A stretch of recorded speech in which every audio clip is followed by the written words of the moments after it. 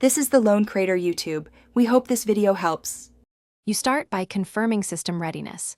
Windows 10 or 1164-bit and at least 8 GB RAM because performance matters. Once done, download a compatible Mac OS image or an official installer. This provides the guest OS. Then install virtualization software, VirtualBox or VMware, and make sure CPU virtualization is enabled in BIOS or UEFI. You do this first so the virtual machine can run Mac OS correctly, and so subsequent steps won't fail from missing prerequisites. Next, create the virtual machine and allocate resources. Give it 4 or more CPU cores and at least 8 GB RAM. This ensures smooth app performance. Once the VM is created, set a virtual disk of 80 GB or more, enable EFI firmware, and attach the Mac OS installer image.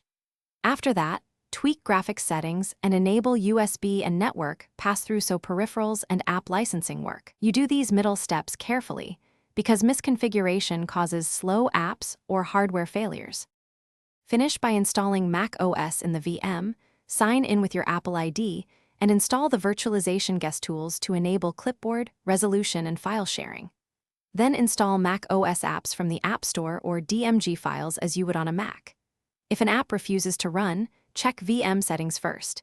Increase RAM or CPU, enable required hardware acceleration, and reinstall guest tools. If networking, audio, or graphics fail, restart the VM and verify host drivers. This single check fixes most issues. Thanks for watching. Consider subscribing if we helped you.